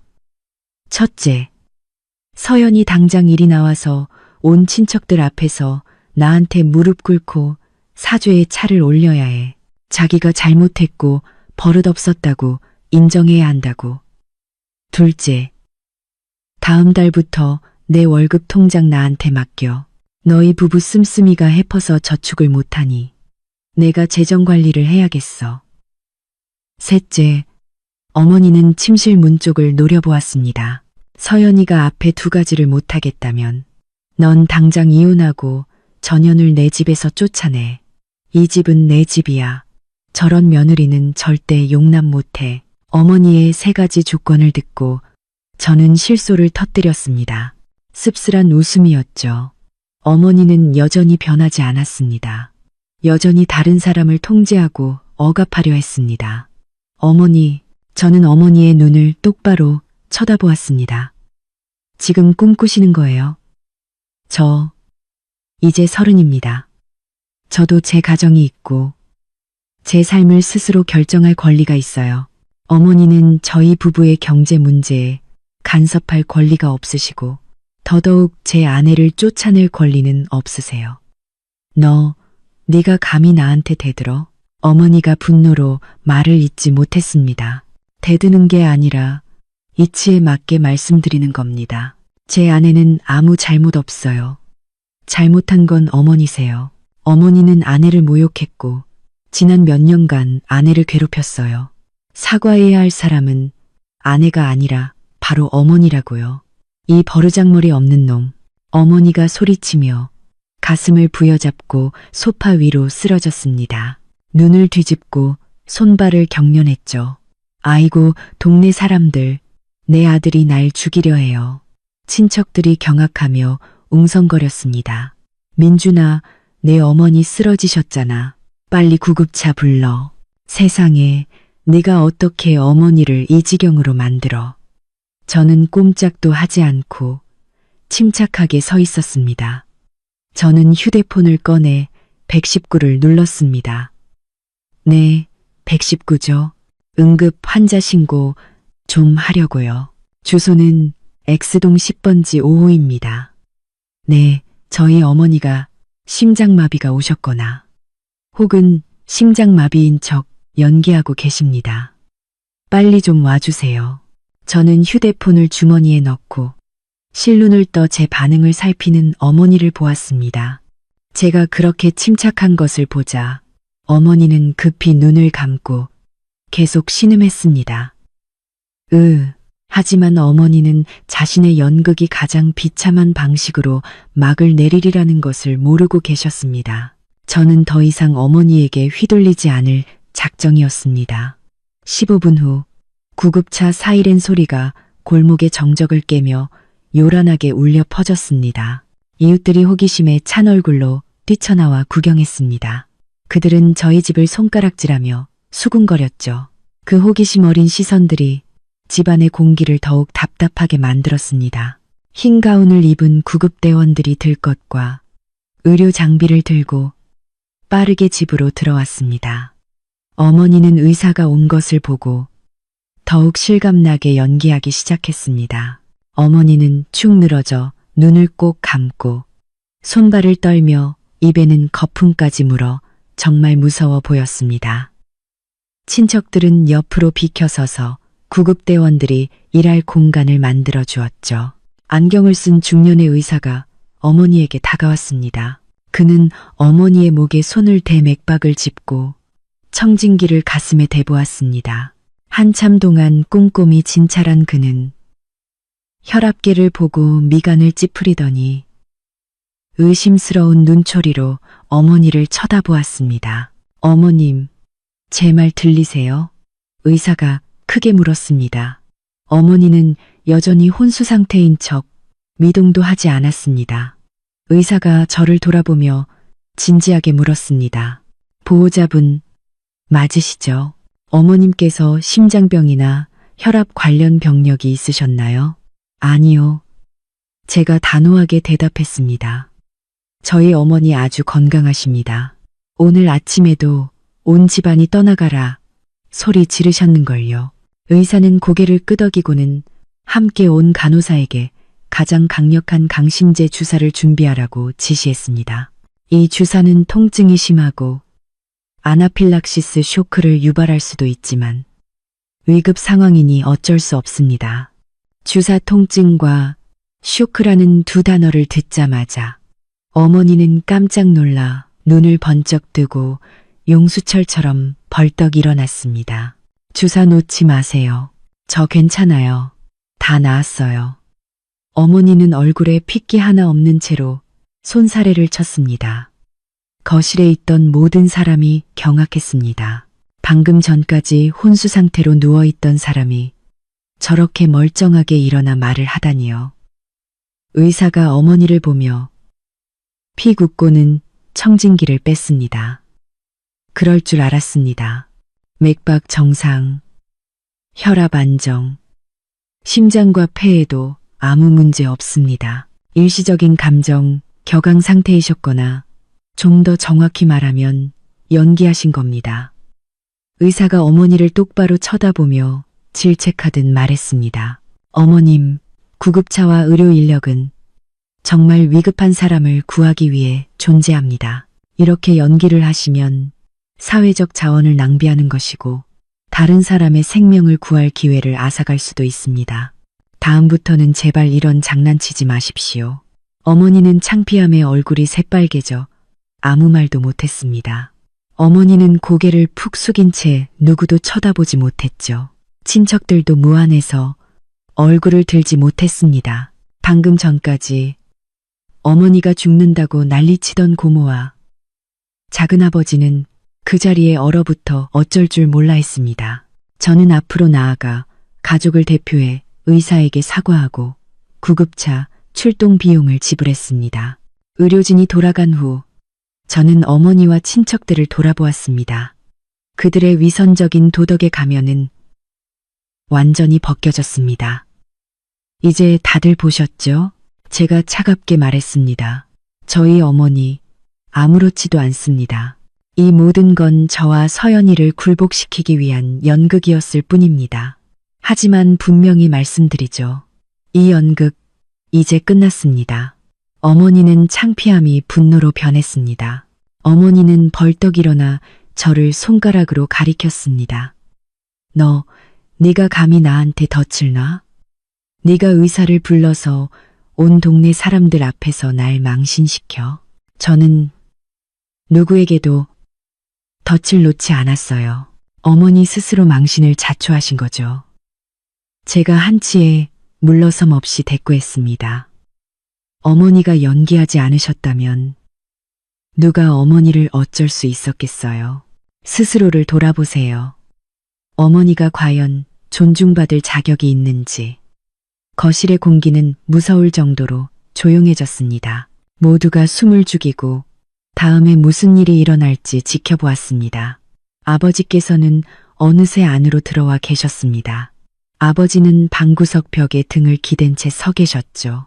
아버지의 눈에는 만족감이 서려 있었습니다. 아버지는 자신의 아들이 비로소 진정으로 성장했음을 알고 계셨습니다. 저는 심호흡을 하고 평정을 되찾은 후 또렷하게 선언했습니다. 어머니, 그리고 고모, 작은아버지, 이모, 방금 어머니께서 제게 3가지 조건을 거셨습니다. 이제 저도 제 3가지 조건을 말씀드리겠습니다. 어머니께서 동의하신다면 우리 가족은 다시 이야기를 나눌 수 있을 겁니다. 하지만 그렇지 않으신다면 저와 서연이는 당장 이 집에서 나가겠습니다. 어머니는 저를 외계인 보듯 눈을 동그랗게 떴습니다. 네가 감히 나한테 조건을 걸어? 네, 겁니다. 저는 어머니의 눈을 똑바로 쳐다보았습니다. 첫째, 어머니는 바로 여기서 아버지와 모든 친척들 앞에서 서연이에게 공개적으로 사과하셔야 합니다. 지난 시간 동안 저지른 자신의 잘못된 행동들을 인정하셔야 합니다. 내가 꿈을 꾸는구나. 어머니가 소리쳤습니다. 내가 시어머니인데 무슨 일로 며느리한테 사과를 해? 난 죽어도 쟤한테 사과 안 해. 그럼 그 자존심 지키고 사세요. 제가 차분하게 말을 이었습니다. 둘째, 앞으로는 저희 부부의 경제 문제와 자녀 양육 방식에 절대 간섭하지 마세요. 저와 서연이의 월급은 저희가 관리합니다. 저희 아이는 저희가 낳았으니 과학적인 방식으로 저희가 알아서 가르치고 키울 겁니다. 어머니의 낡고 시대에 뒤떨어진 생각을 손주에게 강요하지 마세요. 친척들이 웅성거리기 시작했습니다. 제가 너무 건방지다고 생각하는 듯 했지만 저는 신경 쓰지 않았습니다. 저는 제 아내와 아이의 행복을 위해 싸우고 있었습니다. 그리고 셋째, 제가 한 글자 한 글자 힘주어 말했습니다. 어머니는 서연이를 이 집의 하녀가 아니라 한 명의 가족 구성원이자 안주인으로 존중하셔야 합니다. 서연이도 쉴 권리, 먹을 권리, 모든 사람처럼 존중받을 권리가 있습니다. 만약 한 번이라도 더 아내를 모욕하신다면 저도 가만히 있지 않겠습니다. 어머니는 분노로 온몸을 부들부들 떨었습니다. 어머니는 테이블 위에 물컵을 집어들어 바닥에 내동댕이 쳤습니다. 나가, 당장 내 집에서 나가. 너 같은 불효자식 필요 없어. 마누라 편들고 마누라를 머리 꼭대기에 모시고 살아. 이 집안이 망하는 꼴을 보고 싶어? 어머니는 아버지를 돌아보며 소리쳤습니다. 여보, 당신 아들 좀 봐요. 저 버르장머리 없는 짓을 어디서 배웠대. 당신이 좀 가르쳐요. 아버지가 담배를 비벼 끄고 일어나 제게로 걸어왔습니다. 아버지는 제 어깨에 손을 얹고 자랑스러운 눈빛으로 저를 본 뒤 어머니를 향해 말했습니다. 저의 말이 담았소, 박 여사. 쟤는 버릇없는 게 아니야. 당신한테 사람답게 사는 법을 가르치고 있는 거지. 당신 평생 이기적으로 살았으니 이제라도 다른 사람 존중하는 법 좀 배우시오. 아버지의 지지에 저는 더욱 확신을 얻었습니다. 저는 어머니를 보며 마지막 말을 건넸습니다. 어머니, 동의 안 하시는 거죠? 좋아요. 서연아, 우리 가자. 저는 등을 돌려 침실로 가 서연을 데리고 나오려 했습니다. 하지만 어머니는 마지막 비장의 카드를 꺼냈습니다. 잘났어. 정말. 어머니가 비웃었습니다. 주름진 얼굴에 비뚤어진 미소가 걸렸죠. 가고 싶으면 가. 하지만 똑똑히 기억해. 이 집, 우리 부부 공동명의야. 내가 이 집 주인이라고. 내가 팔지 않으면 아무도 어쩔 수 없어. 너희 둘 당장 내 집에서 꺼져. 옷까지 하나도 가져갈 생각 마. 나 없이 너희가 어떻게 사나 한번 보자. 어머니의 협박에 저는 순간 멈칫했습니다. 서류상 이 집이 부모님 명의로 되어 있는 것은 사실이었습니다. 하지만 집을 살 때 들어간 돈은 바로 그때 아버지께서 조용히 자신의 침실로 들어가셨습니다. 잠시 후 아버지는 낡고 누렇게 변한 서류철을 들고 나오셨습니다. 아버지는 테이블로 걸어가 어머니와 친척들 앞에 서류철을 던졌습니다. 이 집이 당신 거라고 했소? 아버지가 차갑게 물었습니다. 눈 똑바로 뜨고 이게 뭔지 잘 보시오. 어머니는 의심스러운 눈초리로 서류철을 흘끗 보았습니다. 어머니는 서류철을 집어들어 펼쳤습니다. 첫 장에는 양가 부모님의 서명과 함께 주민센터에 직인이 찍힌 손으로 쓴 문서가 있었습니다.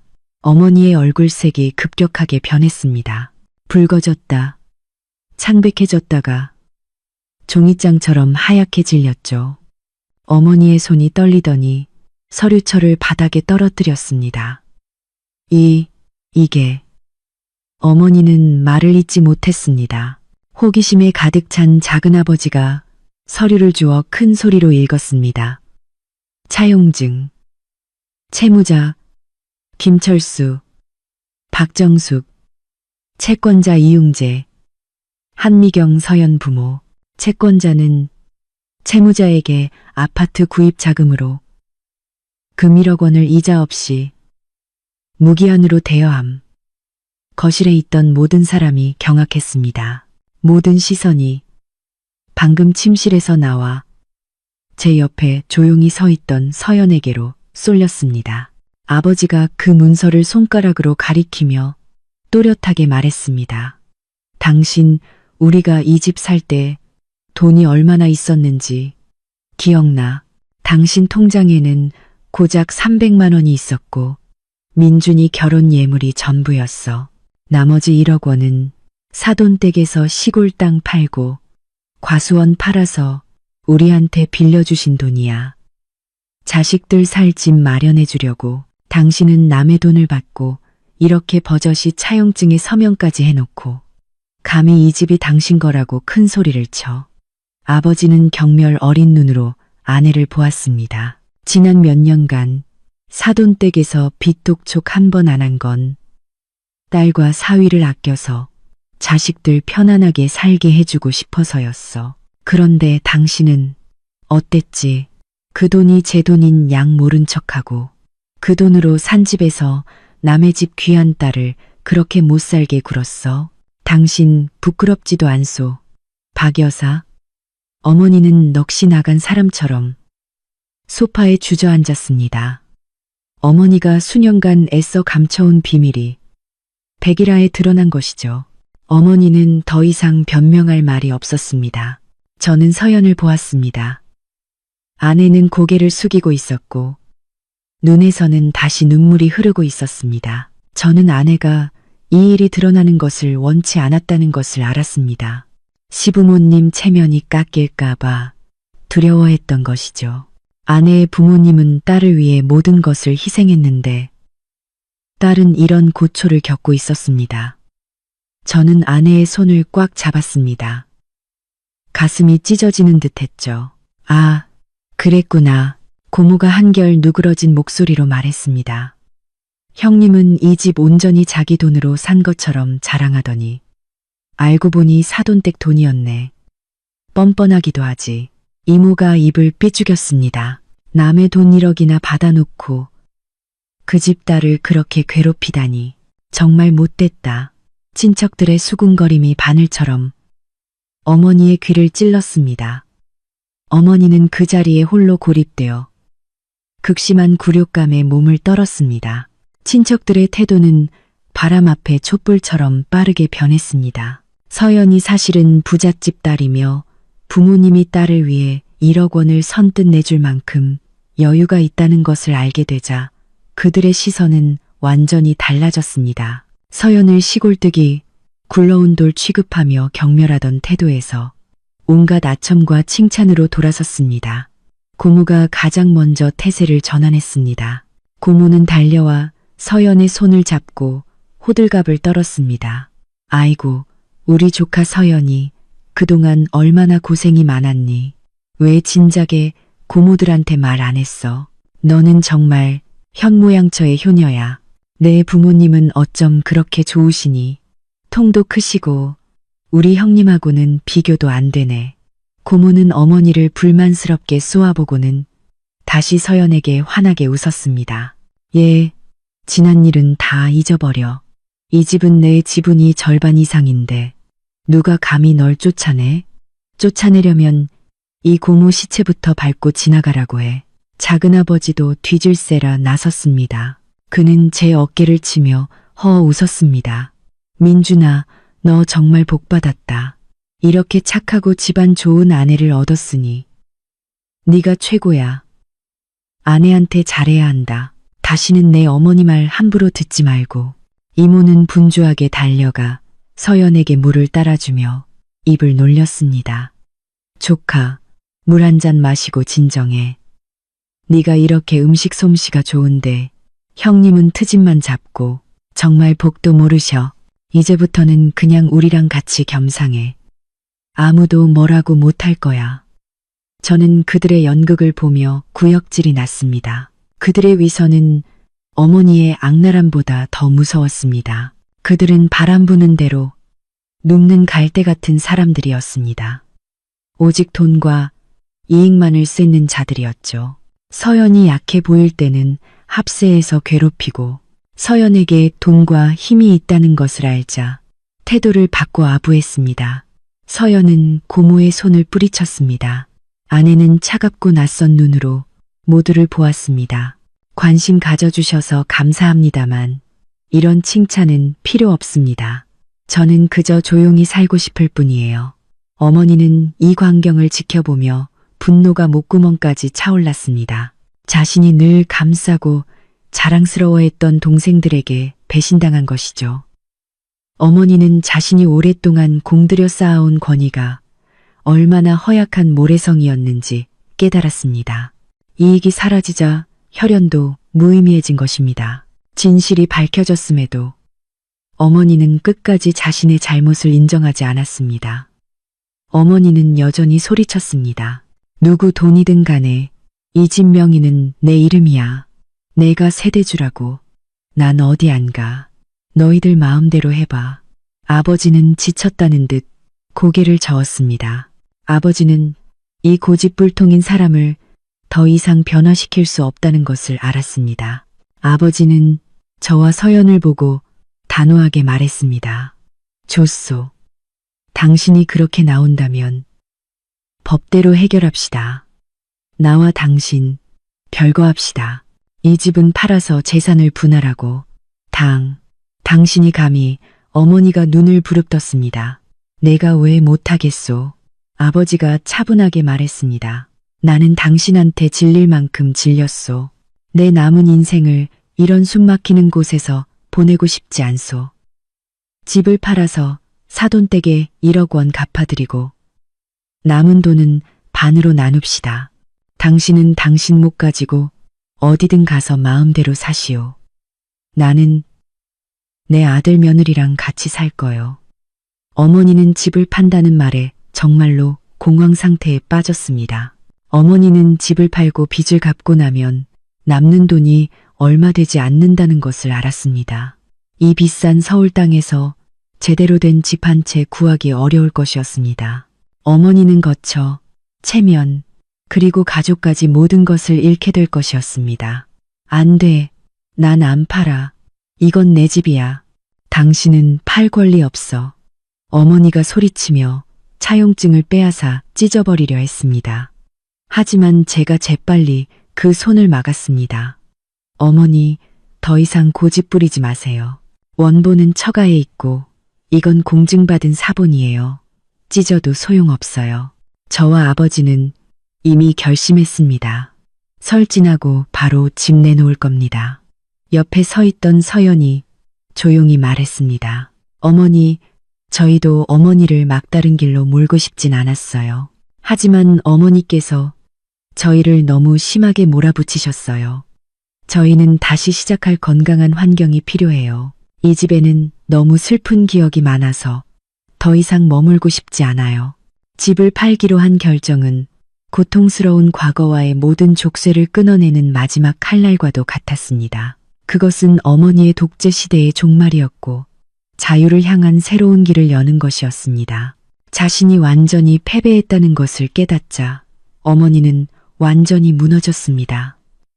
어머니는 더 이상 소리치거나 드러누울 기력도 없었죠. 어머니는 바닥에 주저앉아 산발이 된 머리를 늘어뜨리고 늙고 주름진 얼굴 위로 눈물을 흘렸습니다. 세상에, 난 모든 걸 잃었어. 남편도, 자식도, 집도 다 잃었어. 내가 이제 살아서 뭐해. 어머니는 미친 사람처럼 중얼거렸습니다. 아침에 그 위풍당당하던 시어머니의 모습은 온데간데 없고 그 자리에는 고독하고 비참한 늙은 여자만 남아 있었습니다. 친척들은 상황이 너무 험악해지자 슬금슬금 자리를 떴습니다. 누구도 이 문제에 더 엮이고 싶어 하지 않았죠. 형님네 집안일은 알아서들 잘 해결하세요. 저희는 이만 가보겠습니다. 작은아버지가 서둘러 말하고는 아내와 아이들을 데리고 나가버렸습니다. 춥고 텅 빈 거실에는 우리 네 사람만 남았습니다. 저는 어머니를 보며 가슴 한편이 쓰라렸습니다. 어쨌든 제 어머니였으니까요. 하지만 저는 더 이상 마음 약해져서는 안 된다는 것을 알았습니다. 지금 어머니를 용서하면 어머니는 옛버릇을 반복할 것이고 비극은 되풀이될 것이었습니다. 어머니, 저는 어머니 앞에 앉아 조용히 말했습니다. 잘 생각해 보세요. 만약 어머니께서 변하시고 자식들과 화목하게 지내려 하신다면 저희는 끝까지 어머니를 부양할 거예요. 하지만 계속 그런 성격으로 사신다면 어머니는 평생 혼자 살게 되실 거예요. 어머니는 저를 올려다보았습니다. 어머니의 눈에는 더 이상 포악함이 없었습니다. 그저 두려움과 뒤늦은 후회만이 가득했죠. 하지만 어머니의 자존심은 너무 강해서 끝내 사과 한마디를 내뱉지 못했습니다. 어머니는 고개를 돌려 침묵했습니다.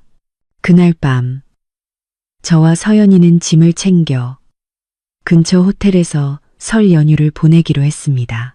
아버지도 여행 가방을 들고 저희를 따라 나섰습니다. 아버지는 어머니에게 편지 한 통과 설 동안 쓸 생활비 약간을 남겨두셨습니다. 우리가 문을 나설 때 저는 마지막으로 어머니를 돌아보았습니다. 어머니는 텅 빈 집을 뒤덮은 어둠 속에서 소파 위에 몸을 웅크리고 앉아 있었습니다. 밖에서는 새해를 알리는 제야의 종소리가 희미하게 들려오고 불꽃놀이가 터지기 시작했습니다. 하지만 이 집의 봄은 이미 오래전에 죽어버린 듯 했습니다.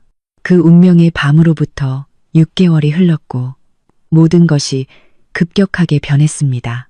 옛집은 팔렸습니다. 처가의 빚을 갚고 남은 돈을 반으로 나눈 후 어머니는 그리 크지 않은 돈을 손에 쥐었습니다. 새 집을 살 돈은 부족해서 어머니는 깊고 후미진 골목에 작은 단칸방을 얻어 이사했습니다. 어머니의 삶은 이제 극도로 고독해졌습니다. 더 이상 명령하고 호통칠 사람이 없었죠. 이웃들은 모두 가난한 노동자들이었고 어머니의 화려했던 과거에는 관심이 없었습니다. 어머니는 하루 종일 집안에서 텔레비전을 친구 삼아 지냈습니다. 가끔 친척들에게 전화해 하소연했지만 모두가 바쁘다는 핑계로 전화를 끊었습니다. 그들은 어머니가 돈을 빌릴까봐, 귀찮게 할까봐 두려워했습니다. 한때 여왕처럼 군림했던 박 여사는 이제 후회 속에서 외롭게 살아가는 괴팍한 노인이 되었습니다. 한 번은 제가 어머니를 찾아갔는데 식어 빠진 컵라면을 먹으며 눈물을 뚝뚝 흘리고 계셨습니다. 어머니는 저를 보고 무언가 말하고 싶어 했지만 이내 입을 다물었습니다. 어머니가 우리를 몹시 그리워한다는 것을 알았지만 자존심이 고개 숙이는 것을 허락하지 않는 듯 했습니다. 아버지께서는 나눠받은 돈과 따로 모아두신 돈을 합쳐 저희 부부가 사는 곳 근처에 작은 아파트를 얻으셨습니다. 아버지는 즐거운 독신 생활을 만끽하셨습니다. 아침에는 공원에서 운동을 하시고 오후에는 동네 어르신들과 장기를 두셨죠. 웃음이 많아지셨고 얼굴 색도 훨씬 좋아지셨습니다. 아버지는 마치 젊은 시절로 돌아간 것처럼 자유롭게 누구의 눈치도 보지 않고 살게 되어 행복하다고 하셨습니다. 저희 부부도 새 아파트를 장만했습니다. 옛집만큼 넓지는 않지만 사랑과 온기가 가득한 공간이었죠. 서연은 예전의 밝은 미소를 되찾았습니다. 아내는 더 이상 누군가를 위해 새벽부터 일어나 밥을 할 필요가 없었습니다. 자기가 좋아하는 음식을 만들고 원하는 대로 집을 꾸미며 자유를 누렸죠. 저 또한 완전히 변했습니다. 저는 아내와 모든 것을 나누고 아내를 지킬 줄 아는 남편이 되었습니다. 더 이상 두려워하거나 나약하게 굴지 않았습니다. 가정의 행복은 존중과 평등 위에서 세워져야 한다는 것을 깨달았으니까요. 또다시 설날이 찾아왔습니다. 올해 우리 집의 설날 풍경은 예년과 완전히 달랐습니다. 새 아파트에는 향긋한 향내음이 은은하게 퍼졌습니다. 차례상 위에는 서연이 정성껏 준비한 과일들이 예쁘게 놓여 있었죠. 분홍빛 복숭아꽃이 활짝 피어 희망찬 새해를 알리는 듯 했습니다. 아버지께서 아침 일찍 오셨습니다. 아버지는 멋진 양복을 차려입으셨고 얼굴은 환하게 빛났습니다. 아버지는 보미에게 세뱃돈을 주시며 저희 부부에게 새해에는 사업 번창하고 오래오래 행복하라고 덕담을 해주셨습니다. 두 사람 항상 서로 사랑하고 양보하고 존중하며 살거라. 지난 해의 슬픈 일들이 미래를 방해하게 두지 마라. 가족이 최고다. 얘들아. 서연은 감동해서 아버지의 손을 잡고 눈물을 글썽였습니다. 아버님, 감사해요. 아버님 덕분에 저희가 오늘 이렇게 행복할 수 있었어요. 아버님은 저희에게 영원히 존경하는 아버지세요. 우리는 따뜻한 설날 아침 식사를 위해 식탁에 둘러앉았습니다. 예전처럼 20가지나 되는 화려한 음식은 없었습니다. 떡국, 잡채, 동그랑땡 같은 소박한 음식 몇 가지가 전부였죠. 하지만 이 식사는 예전의 그 어떤 진수성찬보다 만 배는 더 맛있었습니다. 자유와 행복이라는 양념으로 만들어졌기 때문입니다. 저희는 시골에 계신 장인, 장모님께 영상 통화를 걸었습니다. 외할아버지, 외할머니는 화면 너머로 환하게 웃으시며 온 가족에게 새해 인사를 건네셨습니다. 즐거운 웃음소리가 모든 거리감을 지우며 울려 퍼졌습니다. 저는 아버지와 딸과 함께 즐겁게 웃고 있는 아내를 보며 감사한 마음으로 가슴이 벅차올랐습니다. 저는 낡고 썩은 것들을 모두 휩쓸어가고 그 자리에 행복의 새싹이 돋아나게 해준 그날의 폭풍에 마음속으로 감사했습니다. 그날 오후 저와 서연이는 보미를 데리고 할머니를 찾아뵙기로 했습니다. 아무리 그래도 핏줄은 끊을 수 없는 법이니까요. 저희는 어머니에게 잘못을 바로잡고 손녀를 볼 기회를 드리고 싶었습니다. 초라한 단칸방 문 앞에 서 있는 저희를 보고 어머니는 아이처럼 목 놓아 울었습니다. 어머니는 보미를 와락 껴안고 더듬거리며 사과했습니다. 할머니가 미안하다. 할머니가 다 잘못했다. 얘들아, 이 할미를 용서해다오. 저와 서연은 서로를 보며 미소 지었습니다. 아마도 진짜 봄은 이제야 우리 대가족에게 찾아오기 시작한 것 같았습니다. 용서와 관용은 아무리 깊은 상처라도 결국 아물게 할 것입니다. 끝까지 시청해 주셔서 진심으로 감사합니다. 다음 영상에서 다시 뵙겠습니다.